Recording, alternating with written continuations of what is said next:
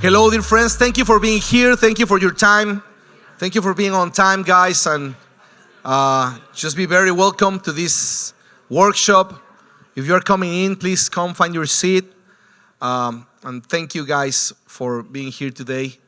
It's my pleasure to introduce a dear friend of mine, a great brother that's been a long time, what? Lifelong friend? Yes, exactly. You know what I meant. So we've been friends since we've been 7, 8 years old. And it's been such a joy to grow old together. And less hair and more weight. But it's been such a beautiful journey of friendship and just getting to see him doing life well and loving his family well. He's married to a great woman. Her name's Fabi. And they have a beautiful family, 3 children, and he's such a man of integrity, humble man, and really faithful. He's been serving throughout many places, and God, in His grace, brought them to us in Origen a couple years ago, and it's been such a game changer to have him on the team.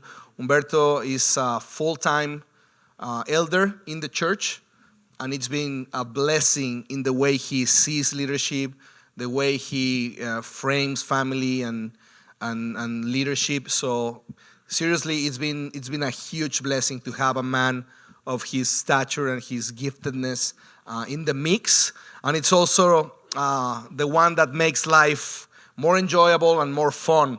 So Humberto is a fun guy. He's a great guy to be around. And I'm sure you will enjoy the time that you'll spend listening to him.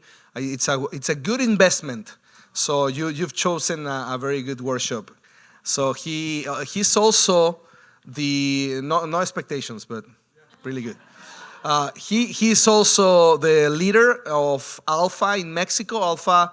How many of you know about Alpha? So it's very well known. But so it's an evangelistic tool used all over the world. Maybe the most impactful tool on ministry that does evangelism throughout different generational demographics throughout the world. So thank you so much, Humberto, for being here. You're such a blessing, and we love you so much.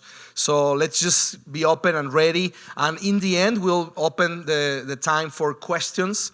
So if you have a question, you can write it down, and we'll make sure you have space to ask your questions in the end. Is that okay? So welcome, Humberto. Thank you. What a presentation. To tell you the truth, I've been learning from Guillermo. He's my pastor. So if I can do some stuff right now, it's because I've learned from this great pastor. So how many of you heard the word that God put in there? Was it good? I would say thank you for that. Thank you, Pastor. Well, so let's get started. In Mexico, after you have lunch, we have a disease. Can I teach you that for a moment?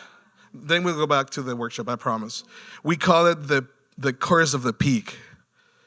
What is that? El mal del puerco. It's after you eat, the spirit of a pork comes into you, and you feel like... So if anyone starts to feel like that, just raise your hand, and my pastor will try to, encourage you. That's not true. That's not true. Okay, let's get, siesta. In Mexico, we like siesta and fiesta. Both. We can start now. Okay. Well, so thank you for the invitation, and we consider Confluence a great opportunity to serve you.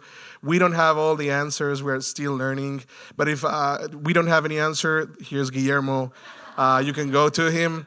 And it's been 20 years serving the Lord with my parents, now with my family. And in the midst, God has given us some tools that we want to share. Some of them I learned from Alpha globally, and others with Guillermo and our church. So this is a whole mix of some thoughts about leadership. So is that okay for you if we start? So have some mercy with my English. It's not my first language, so I'll try to do my best. And we can pray for that. Do you want to pray for it? It's okay. We won't pray. Well, so I have a friend of mine in Argentina that says this thing: leadership is always a problem, but leadership is always the solution. So leadership matters a lot. So when it comes to how do we retain leaders, that's what we're gonna looking at for the next hour. How do we retain the best leaders in our team? I'll say this: not all leaders are disciples, but all disciples have the potential to lead, and it's different. So it's different boats, but sometimes we run for leaders and we forget about disciples. And I would say that the best leaders started on a discipleship. Okay, so Jesus established the leadership model for his local church. Through his story, I think we can start to open different concepts. And the first thing I would like to say is that Jesus never began a process of recruiting professionals. Didn't look like that. You wouldn't be walking on Jesus' time and posters everywhere like, hey, some merch guy, some IT guy.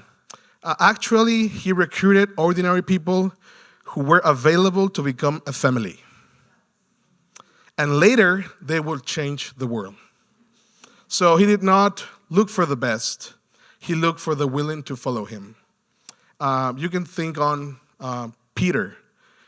He was not the best fisherman. Actually, when Jesus met Peter, he was broken. You can think on a tax collector, Matthew. I don't know, probably you can think on the best manager, Judah. Jesus was willing to walk through ordinary life to find common people who would respond to his invitation. And he would invest 3 years to start his greatest project ever, the church. So I'm gonna walk through 3 or 4 points. Hopefully we can make it on things that I really think it matters about leadership and how to retain the best leaders in your team. So point number 1, haste robs the process of finding ordinary people with the greatest potential.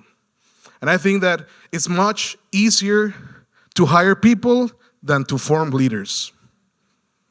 We often want to quickly fill the positions because we need to have people in our teams. But however, Jesus was patient. He took the time and formed a team to carry out his ministry. So first point, you probably want to take note. Don't let hurry steal your ability to form the next generation. Because to be sincere, we're always rushing. As leaders, we want things to happen like this. I better get someone that needs to do this. Bring me someone. And you know what? What I've seen in the last years in ministry is that when God is about to do something big, the first thing that God provides, it's people, not resources. And sometimes we think we need a budget to start great things. But actually what God provides is people around you. So in Mexico, at least in Origen, I don't know if this is helpful here in America, but hopefully it is. We have 3 city campuses, one in Guadalajara, and one in Aguascalientes and Mérida. It's about 1,600 people together, and we have 20 staff members. So it's been a challenge when we want to grow up our staff, but with limited resources. That pushes us to expand our leadership capacity on volunteers. How many of you have this challenge? I hope you also do. And if you can think on this, we can take an example of David, because my heart, honestly, is on raising the next generation. Samuel didn't find David on a throne. He found it on the wilderness. Your best leaders are probably taking care of some sheep where nobody else is watching them. So I would advise you to pray so God can open your eyes to find the next generation where nobody else is watching. If you think if the next generation is the future, we are lost. Because the next generation is the present and the future. We need to empower them and walk with them as they grow. So how do I choose the best leaders? That's a question. If you want to go, or I can read it, 1 Samuel 16:7 says, "But the Lord said to Samuel, don't judge by his appearance or hate, for I have rejected him. The Lord doesn't see things the way you see them. People judge by outward appearance, but the Lord looks at the heart." And I believe this. As leaders, we need to be Samuels for the next generation. I think we need to look not with our flesh, but look with our spirit.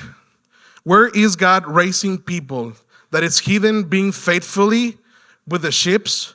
Then probably they don't look fantastic, or they have a big calling. But don't search for talent, search for character. I can tell you this story. When I was younger, you can see I'm not young anymore.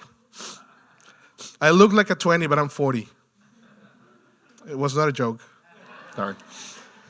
So we got a culture in our church where people would say, our leaders would say, you're not a leader. You're in charge. We don't want to name you because you will be like, wrestling with pride. But what makes me feel, me and my wife, is like we didn't have any authority. So God brought us to a different city in a conference where people didn't know us. And I remember this as a pastor doing some sermon, and at the end, he calls us, me and my wife. We didn't know this man. We were like 20 years. And he said, "Hey, Humberto and Fabi, you guys are pastors." It's like, no, you're wrong. We're in charge of. No, you are pastors.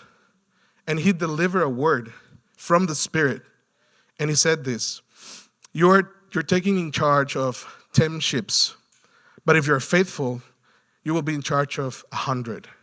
And if you're faithful, you will be in charge of 1,000, and so on. But don't forget, you're a pastor. Me and my wife were like, because never before someone called us on the calling that God gave us. It was because of the prophetic word of a leader that was connected to the Spirit, that he could listen the voice of the Spirit, that he can deliver this word. So what I'm telling you is we need to be the kind of leaders that cultivate our relation with the Holy Spirit, because you're going to release leadership through prophetic words. It's about systems, but it's always about the Holy Spirit in us. So me and my wife embrace that word. Here's my wife. If you don't believe in miracles, look at this, then look at her. Every single in the room, this is hope for you. I promise. God is able. Yes, He is. 20 years after, here we are. God gave us the opportunity to serve the church in Mexico. A friend of mine, my dear friend, Pastor Guillermo, called us to be part of Origen. And we just planted a church 1 year ago. And I'm working for Alpha also. So we help the church to reach 100,000 to meet Jesus last year. Glory to God. But there was a man who had a word from the Spirit that unleashed something prophetic for a couple of young that didn't have any expectations. How important it is to be connected with the Spirit and be some Samuels for the next generations. So our temptation is to recruit those who have great talent, because it definitely impacts our quality. Do you agree with that? But the Spirit doesn't move necessarily in talent. He moves on character. If we want to develop a culture where Spirit is attracted, we need to stop hiring only professionals, and we need to start to raise people that is embracing integrity. I'm going to read you John 4:23-24. It says this: "But the time is coming, indeed it is here now, when the true worshipers will worship the Father in spirit and truth." What's the first word? If you lead without Spirit, there's no difference with the world. We lead by the Spirit, through the Spirit, with the Spirit, because we are the kind of church that embraces the Word and the Spirit. So be sure to cultivate your relation with the Holy Spirit. Point number 2, probably is related with number 1. The best leaders are not the one you're going to hire, are those where you want to form. What does it mean? That you have to invest time, resources, patience. And you know what's the most important thing recruiting the best leaders? That you can give them a big budget on failures. Let me tell you something. Failures, you have the budget in your pocket right now. You don't have to go to a bank. You need to search for your heart. You don't need resources. You need to be like Jesus and lead others as Jesus leads you. Has God been patient with you? Has God been mercy to you? That's what we do with the next generation. We don't cancel them. We deliver mercy and we walk with them until they make it. What was Jesus' leadership recruitment process? At the end of the day, we're stepping into it. This is the model. This is the root. Matthew 16:24 says, "Then Jesus said to his disciples, if any one of you wants to be my follower, you must give up your own way. Take up your cross and follow me." Find people who can follow Jesus before they can follow you. Make sure they're walking with Jesus. Leadership capacity in the kingdom reflects your capacity to follow Jesus in your personal life. And let me tell you one more thing. You attract who you are. So if you walk with Jesus, you will attract eventually people that want to walk with Jesus too. We can share what we know, but we will reproduce who we are. So in my experience, leaders who reflect the character of Jesus attract the right people. So, problem is sometimes leaders leave from their teams. Have you been there? You lost some of your leaders. Jesus had the same problem than you. 10% of his team leave. Do you remember Judah? So let me tell you this. No one has like a perfection leadership. Eventually, some people would just leave. The problem is that the majority of your team leaves you. If more than 10% of your team is leaving, probably the problem is yourself. Because people want to follow someone who can embrace the values of the gospel. Okay? Point number 3. You don't need to fight for retention when you fight for relation. Parents do not retain children to stay at home. There will be teenagers, and probably you're going to have some battles right there. But naturally, parents, I don't have to convince my daughter, she's 4 years, and go with her and say, please stay with me. I promise you'll be a good father. She comes in the middle of the night, opens the door. I use a CPAP to sleep. You know what's a CPAP? She takes off the mask. It's like Darth Vader and you're dying. So I'm on the fourth heaven and sleeping, looking at Jesus at his throne. But my daughter goes into my room because she has confidence. People that can be close to you, they trust you. They don't fear you. The distance that people have in your team talks about how much you're confident to them. Do people want to be near on you? Or they fear. Like there's people that, when I come to a certain place, my team always, shh, here's the leader. That's not the kind of culture we're going to develop. We don't want to lead with fear. We want to lead with love. People feel safe around us. People can confess their failures to us. So this generation is looking for genuine leaders that are, not people that is perfect, but people that is real. And you can open your wounds with them. So I don't have to convince my daughter to be with me. We don't need to convince our leaders. We need to be good fathers. Children want to be where they feel cared for, love, protected, where they can have fun. I love this about my pastor. Have you seen him? Tiffany can say that. It's so fun to be around Guillermo. Yeah, what I wrestle in our office? I have the blessing to be near Guillermo in the week. What I wrestle is that if I go into his office, we will be laughing for a couple of hours. And I know he's got a lot of responsibilities as the same as me. But I love to be with him because we do life together. We could talk about our battles, our ups and downs, and he's a really friend to mine. And I would love to say that to you. Not only look for leaders, look for friends. Friends that you can be delighted on ministry. There are people who don't value time and care. It's a real thing, but it's not the majority. If they care, if they feel cared, they feel valued, if they will remain with you. You know, I have a kind of pastor that is looking at my needs. I love that about my pastor. He's always like, "Hey, Humberto, are you fine? How's your marriage? Do you need some money?" For real. Because he's like a father for me. And I want to be near him. You've never told me, Pastor, you better be here. I love to be near my pastor because he cares for me. I heard one man that said, there's two kinds of leadership.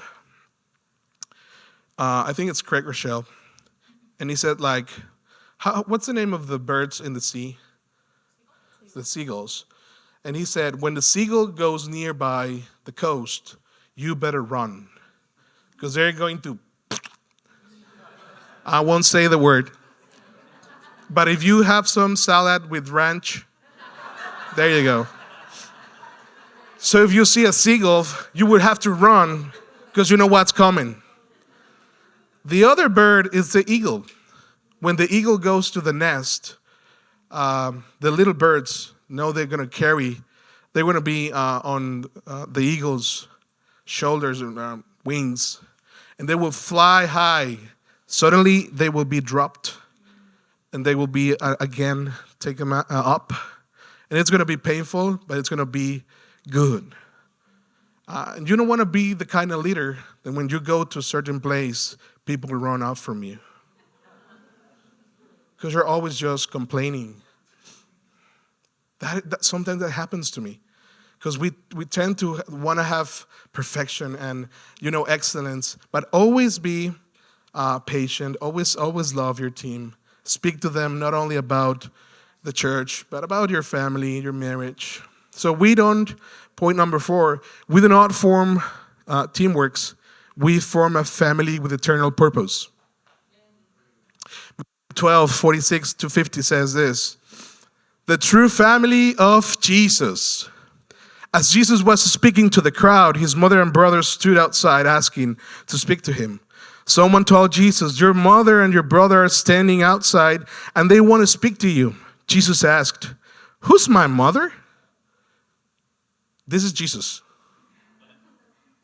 Who's my mother? Jesus, you are? So what are you? Jesus is your mother. Any mothers here would be offended? Tell the truth. Who's my mother? Who are my brothers? Then he pointed to his disciples and said, look at these. These are my mother and my brothers. And he's telling this in front of his family and in front of his disciples. He was doing a statement. He didn't point to his disciples as a work team. He positioned them as a family. And this is so important because where you do leadership, you have to look at them as a family. Otherwise, you're not going to value as who they are. You're going to look only after performance and not after presence. We are not qualified on performance in a family. It's way beyond. It says verse 50, anyone who does the will of my Father in heavens is my brother, my sister, and a mother. Wow, tough words. Sometimes the church becomes a strong organization, but a weak family. Where there is a lot of work and a little bit of relationship. Tensions turn into cracks that will slowly undermine your team. The big problem in leadership are not these like big fires in the forest. They're actually small cracks they're not easy to see. Feelings of loneliness, rejection, competition, jealousy. What is the way to fix these cracks? I would say quality time in a sense of a family group. Emotional healing happens around the table with food and honest conversations. So if you're so busy that you cannot take time to eat, laugh, pray, and talk as a family with your team, later you will be busy resolving conflicts and trying to keep people from living. Both will take time from your schedule. You decide which one of you want to invest. Is that true? Make enough space in your annual schedule to include quality time with your team. You will never regret spending time to strengthen your team as a family. The first commandment of Jesus was to love one another, not to build a team. Love one another. Am I loving my team? I want to ask that to myself. How much I love my team. Am I looking for the performance, or am I looking to their hearts? A good leader prioritizes making their team feel loved. Now, even though Jesus formed a family, it was not all about eating and laughing. We know that. There were moments of confrontation and correction, and this is important. John 1:14 says this, and the Word became flesh and dwelt among us, full of grace and truth. Full of what? Grace and truth. We have beheld his glory, glory as the Son of the Father. Now we don't want to be leaders who keep this equation in this precise order. Grace and truth. You will need grace to love them and forgive them, but you will also need truth to correct and confront when they need to grow in their potential. Leaders that care about people, but they tolerate underperformance, is a leader with a good heart that care for people. They empathize, they listen, but despite they end up hurting the team when they don't confront. Why? Because they don't want to confront, because they are like afraid of being separate or being offended. But at the end of the day, this hurts more than the real confrontation, because you're creating a toxic culture where people cannot be confronted. So you want to have grace and truth. What is the problem here? Sometimes we have reverse equation. A leader full of truth becomes a soldier, always speaking the truth. But if grace doesn't come first, confrontation becomes an efficiency. Because you need to be speaking grace and speaking truth at the same time. Establish a tone of grace that can confront with true love. It's not comfortable, but it's necessary. An excellent example of this is Jesus and Peter. Matthew 16. Let's go there if you want. Just listen. Jesus replied, "You are blessed, Simon, son of John. Now I say to you that you are Peter, which means the rock. And upon this rock I will build my church, and all of the powers of hell will not conquer it." This is a great declaration over Peter, right? How many of you would love to have this statement from Jesus into your life? Wes, you are my rock. I will build my church upon you, Wes. 2 verses after this.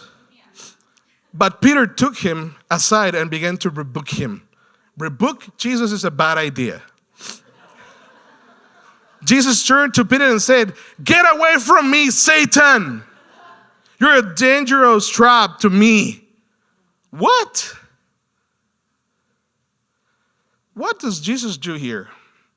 Jesus affirms Peter, verse 17, works on his identity, positions him on eternity. But when Peter tells him, hey, Jesus, you shouldn't go to the cross, Jesus immediately confronts him and calls him Satan.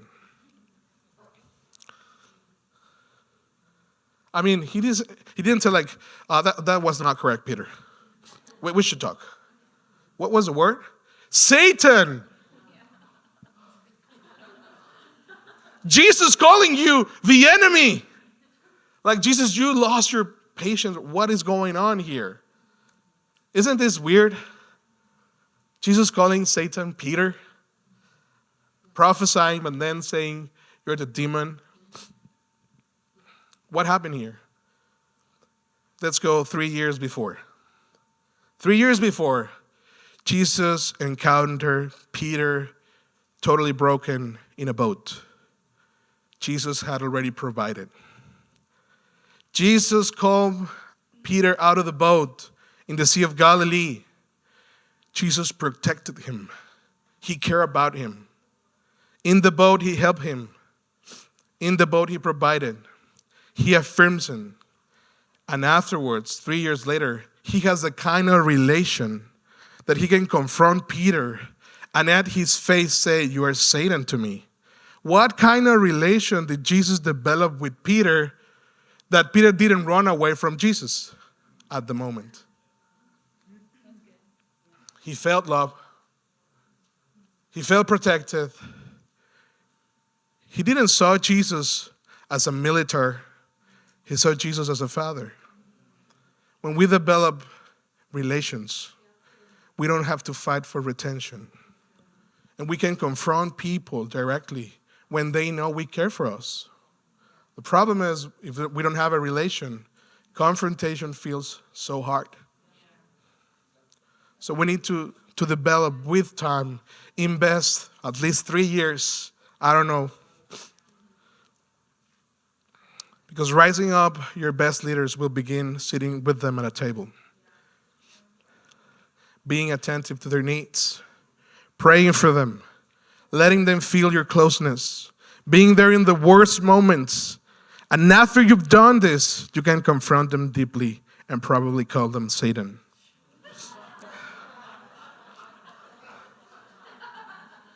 Hopefully, Guillermo won't do that with me.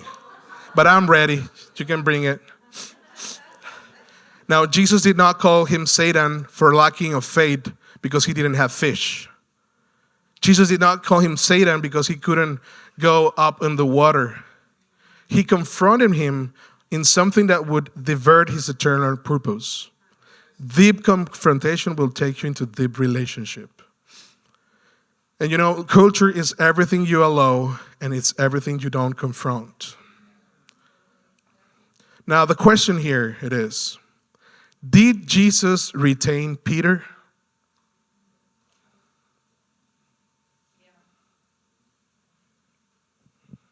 Talk to your neighbor. You have 1 minute. Come on, let's do that. Did Jesus retain Peter? This is what we do when we need water. Talk.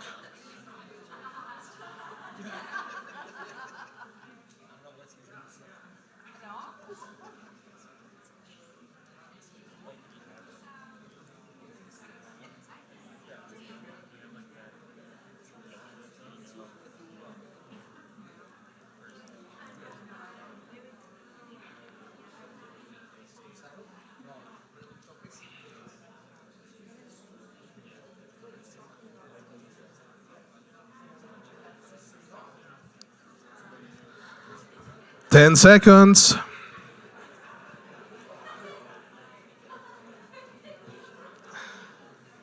Okay, so raise your hand those who think that Jesus retained Peter. Well done. Those of you who think that Jesus did not retain Peter. Wow, here we go. Who betrayed Jesus? 3 times. Before, all that story. I'm not going to preach. Did Peter leave or not? All of his disciples, except for of John, they run away from Jesus. Did Jesus retain them?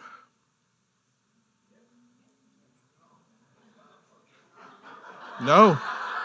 I don't see Jesus fighting. Don't leave me. Hey, I'm your leader. I'm about to die. I'll be there for you for 3 years. You've seen the miracles. You guys are crazy. I need you.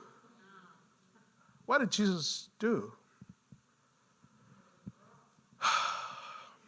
He didn't retain nobody. He went to the cross alone.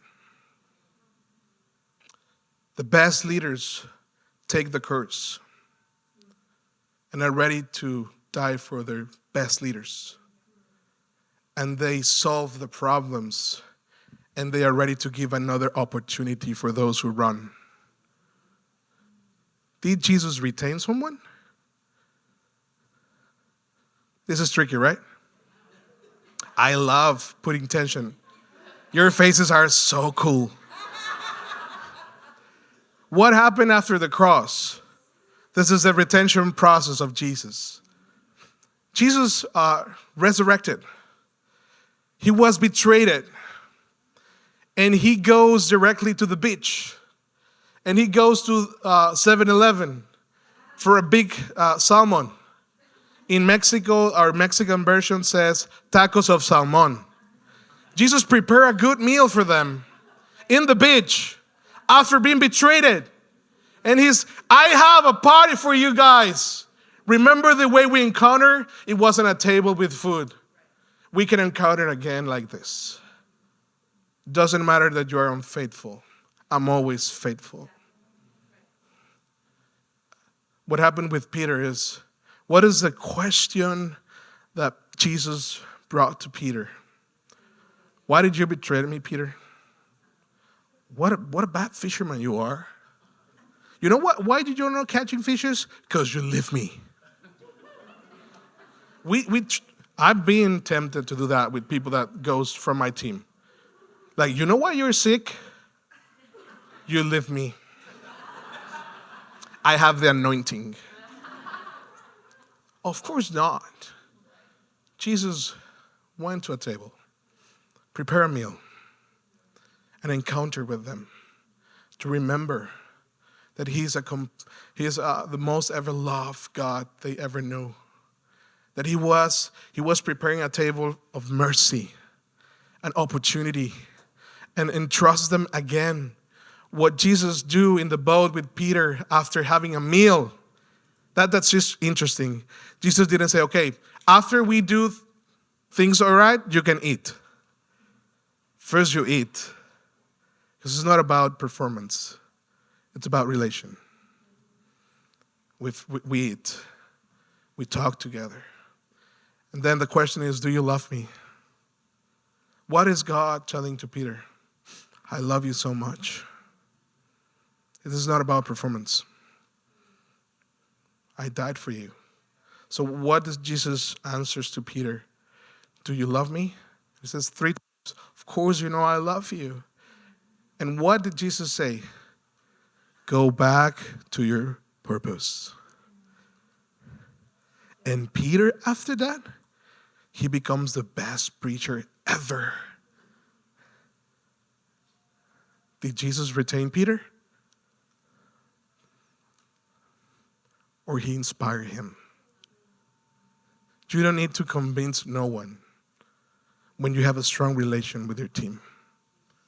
If you are with them in their battles, they will be with you everywhere. You know, me and my wife, we literally see our future in Origen because of the kind of leaders that God provided us. We're ready to give our best years of life coming to that vision because we have pastors that care for us. Probably you can say, I don't have that kind of pastors. You can be that kind of pastor for the next generation. We don't complain about our pastors. Pray for them. Be the one that can be a reflection of the kingdom for them. Pray for your pastor if they don't pray for you. Go and be intentional. Sit with them. Bring a burger and say, Pastor, can we talk a little bit? And pastors and leaders, let's break our schedules for our family. Because leadership is always the problem, and leadership is always the solution. Thank you, guys.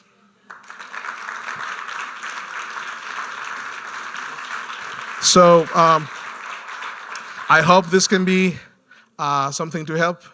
And if you have any questions, I'm happy here and Guillermo to answer the questions. So if I don't have the answer, Guillermo will do it. Over there.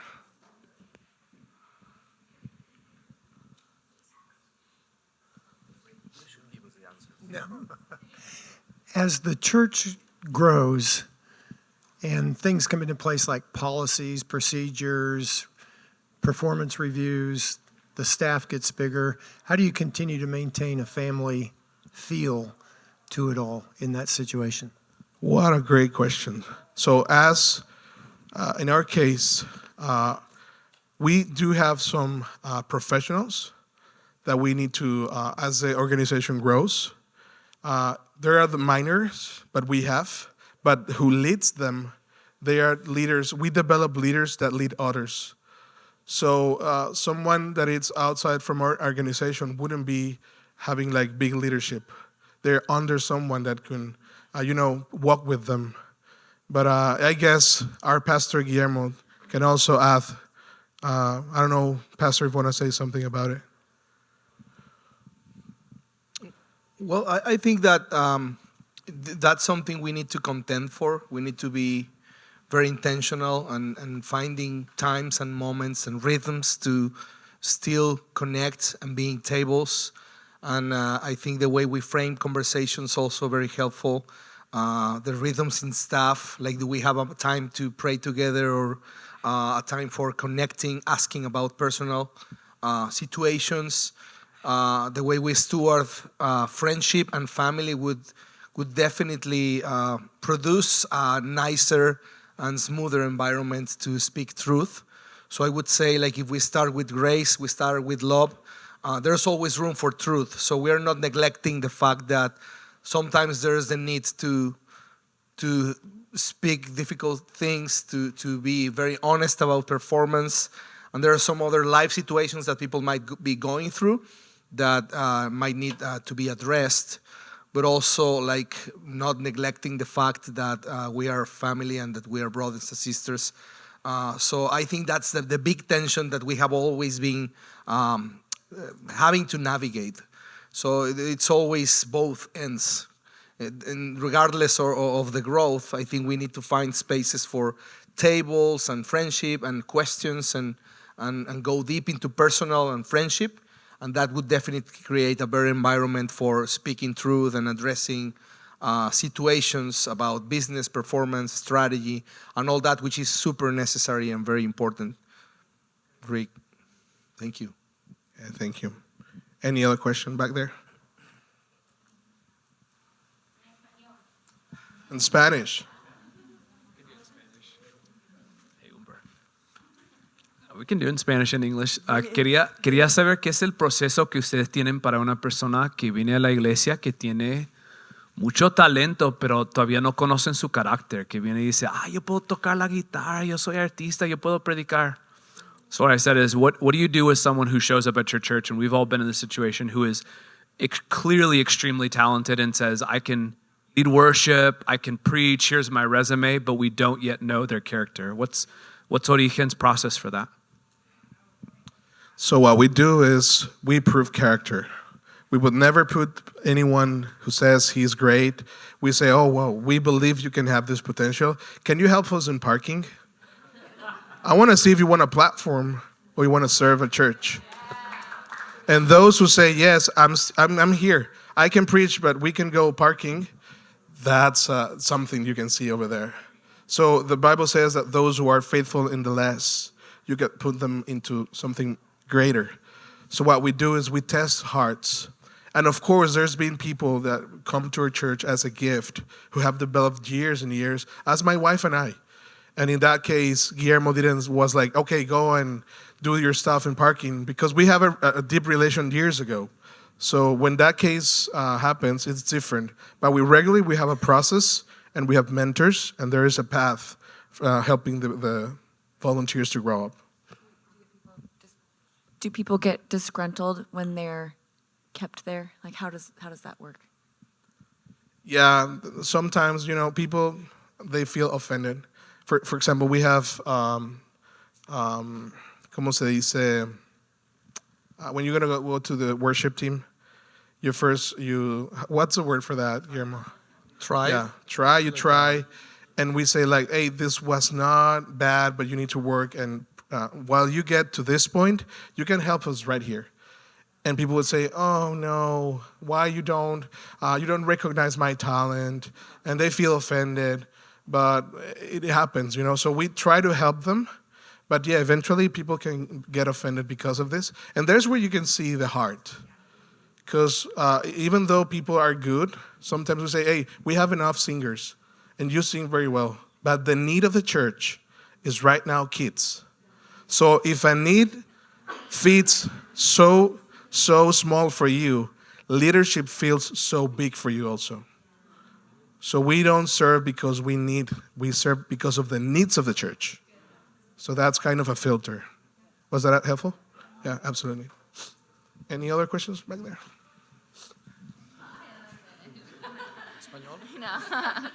How do you discern, like, if people, maybe for different reasons, maybe a lack of capacity, want to take a step back out of leadership? How do you discern when to, like, push them, call them higher, or to, like, let them, give them space? Yeah. Yeah, I think Guillermo can do that. I'm a wise man. This is your workshop. I think we go back to the idea of family and honesty. A lot of the work in our context is done by volunteers. So it comes together, the task, but also the pastoral side of things always. So we make sure the care for the person is more important than the task that the person does. And it's really difficult because as a leader, you want things done. And sometimes like inviting a person into a place of rest or a place of stepping back, it's hard for the church and hard for the team and hard for everybody.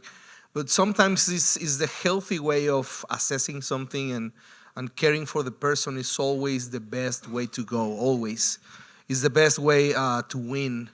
And I think in the end, when that person's healthy, they usually come back stronger and grateful because it's not about a corporation or building something even like paying a high price for in terms of burning out or like a person that gets so much in their plate, and I think sometimes their capacity is like surpassed. But when we are honest and really serious about cultivating a family, we care for the person first and then the task. So if the task can change, as Humberto was saying, sometimes worship, but sometimes kids. We are a family, so we do whatever it's needed, and if we have an open heart, like that's the best thing we can bring to the table. So caring for the person is always the best way, and sometimes we've seen people coming back stronger and better when they come back to serve again. Yeah, and besides that's our own story. What Guillermo just said, it was for me and my wife, something we lived. We were coming from another church, 10 years being executive pastors and preaching every single Sunday, 4 times a week. And he called me and is like, I see that you're going into a burnout. So how about you come to my church to rest for a year? Who invites you to rest? Someone who deeply loves you. So we were invited in a sense of love and care. And the way he delivered that to us, we feel so loved that we didn't think twice. So the way you deliver that, it also goes with the process. Yeah. Any other questions? Back there. I got you. He's faster. He's athletic. I'm not. Who was?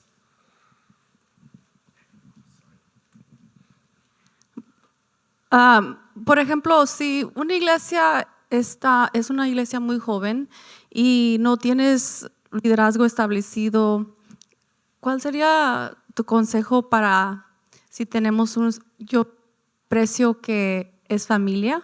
Sí. Entonces familia y el amor en la familia. Pero ¿ustedes tienen algún sistema o un proceso que, digamos, como para establecer liderazgo o como para un proceso para ponerlos como líderes, un sistema, algo que les ha ayudado o piensan que funciona bien? See, I asked the question like in a young church, in a, let's say, small church or just starting out church, if there is an established leadership, and I appreciate their candidness about family and love, and that really speaks to my heart a lot, but I was just asking if they have a system or they have something that has really worked to develop leadership or put them through a process where that's like, okay, we're really being intentional with building up and establishing leadership. Yeah, it's a good question. So we have the blessing to learn from Mac Lake, who's going to be speaking about this. They brought us the Mac Lake leadership model, and that just helps us a lot. Is anyone here familiar with the? Yeah.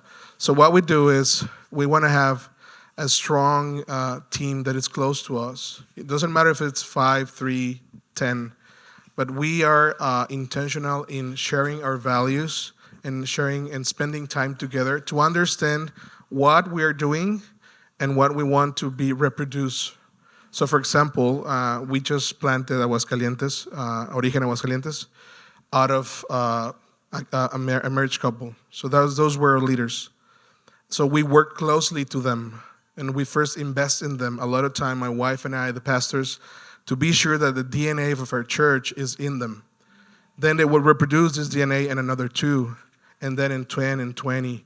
So at the moment, we're 150, and but we have a strong local team that has already gained this DNA.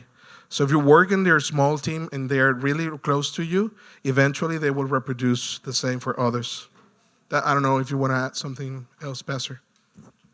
Well, there's some beauty in the early days, like the small beginnings, because everybody's doing everything together. There's a lot of togetherness. It's a very nice, very dear season for the church as it grows. Lots of memories and lots of great adventures of faith will be shared by this nucleus, the group. Nucleus, that's the word that Natural Libre uses, the nucleus. Yeah. But yeah, like it's so significant that that season would be the time to invest in the culture of family and the culture of love and openness. And I think the more you guys open spaces for tables and friendships and connection, the team will be stronger and more united. And that will create a lot of willingness to do as needed. Because in that stage, you just need someone that shows up and is willing to play the guitar and then jump into the piano and then run with the kids. And like, it is how it is. It is what it is in that season. So it's part of the joy of the early days. And I think we should just embrace it, and the time will come to implement processes and implement like different structures. But yeah, Mac Lake is super, super useful for sure. Yeah. Yeah, I'm curious. This touches a little bit on what we've already talked. Like the last couple of questions are like how to develop the leader once they're in. But I'm kind of wondering what's your process if you have a need in a ministry, maybe it's children or youth or worship, in finding somebody and then bringing them into the team, even if they're not volunteering, right? So it's like, hey, we have a need. would you join? And then if they're not a good fit for the team, after you've asked them to join, how do you then also let them go? We just live that. That's a great question, and I think like setting time frames, like not committing for the long run. This is something that my brother Wes here taught us. We learn a lot from NCC throughout the years, but one thing is like do not make like eternal commitments. Do not say like, hey, come and be part of this and lead this. Like, no, you set time. You say like, hey, we'll do a checkpoint in 3 months. We'll do a checkpoint in 6 months. We will celebrate this, and let's commit for a year.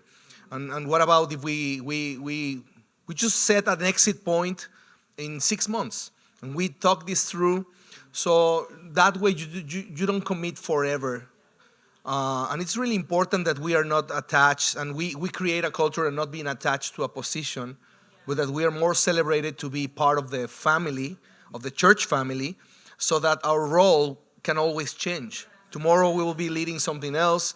So leading very open-handed is very important, because we don't own a ministry. So something that happens is that people find their identity in leading kids or leading, this is the thing I do the coffee, so our coffee will never improve because this is my thing. And you know what? Yeah, seriously, it happens. Like people own things, appropriate of things, and then there cannot be any progress because they are like micromanaged things because they're fine identity. So just inviting people to create a culture of being very open-handed and setting times so that you can have always exit points that are like thought through beforehand. What about asking them?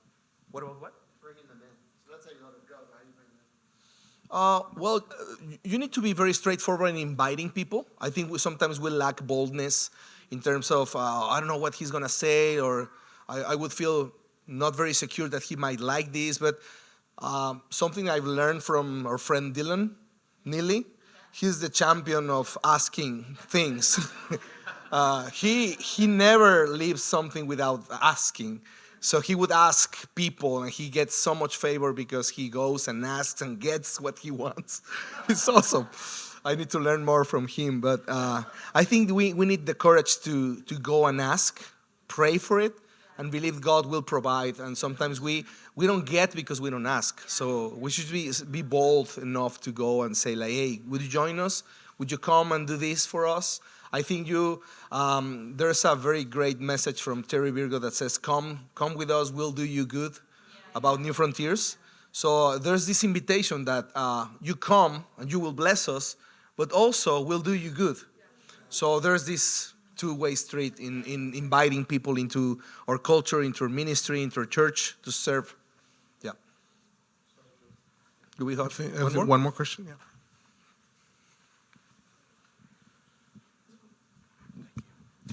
I guess I have two questions, if I can. So first of all, I know you kind of addressed the question over there where, you were talking about, hey, someone that says, hey, I can preach, or I'd love to audition for worship, and you're like, hey, why don't we start in parking? I suppose in some ways that's kind of assuming a culture where people really want to get involved. What do you do in a culture where people are not clamoring to get involved in the church, but you're like, hey, we need people, like how do you create a culture where people are inspired to get involved in the church? That's kind of number one, and maybe piggybacking off of that is I found it to be easy where people can kind of get lost in the romanticism of, well, I'll plant a church out there, or I'll become a missionary over here. How do you cultivate a sense or a vision for wanting to stay in the church where you're from, stay in the city where you're from, rather than going out here and there and everywhere? And I know that this is kind of, we're part of a church planting movement, but there are churches in the towns that we're from where leaders need to be there too. So how do we envision people for their home? So good. I'll take number one, and my pastor take number two. Sorry. So we just leave that in our church. A year ago, we have a lack of people on parking. No one wants to go on parking. That's not fun. You lose the church service. So what we did is, First of all, I went there to be there with them and feel what is going on here, why no one wants to be in this team, you know? So after that, I called a friend of mine. Hey, let's do this together. Let's invite friends and talk about what are we going to do. This is important because we don't communicate the activity, we communicate the eternal purpose. So as we are inviting people not to park cars, but to be the first face of Jesus in our church. So that makes a shift on how they go into a team. So how do we make things we do with eternal purpose? We need to work on that and phrase that. And obviously we have a lot of time on friendship. This is a ministry that we promote budget on dinners. Every single month we have great dinners for them. So they are friends. So now they are friends together and in a mission. So that's the way we attract people. Food. Food. Yeah.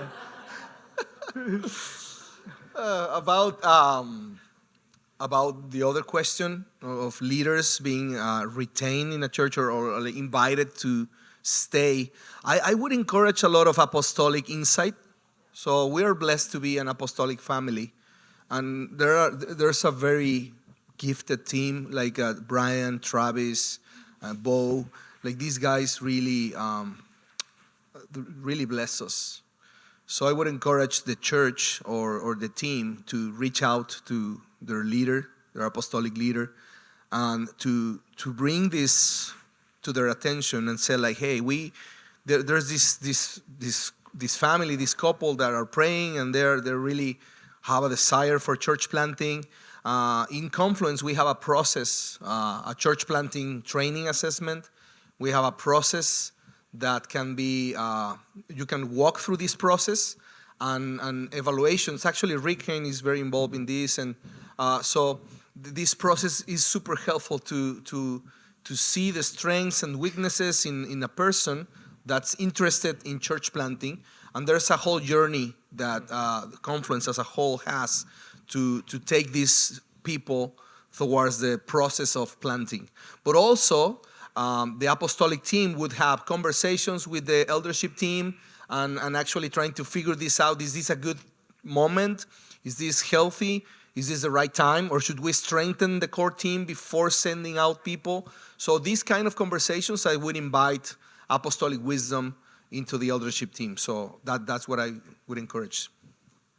Yeah, very good. Fabi just remembered something I wanted to add, just to close. A friend of ours told us that historically, you can go to ChatGPT and verify it. Since the Roman Empire to our days, the army wrestles within their same peers historically when they are not on battle. But if you move them to battle, every single soldier will will to give the life to their peers. So a team without mission always wrestle within. But a team with a mission give the life to others. So that helps. So this is it. Thank you, Humberto.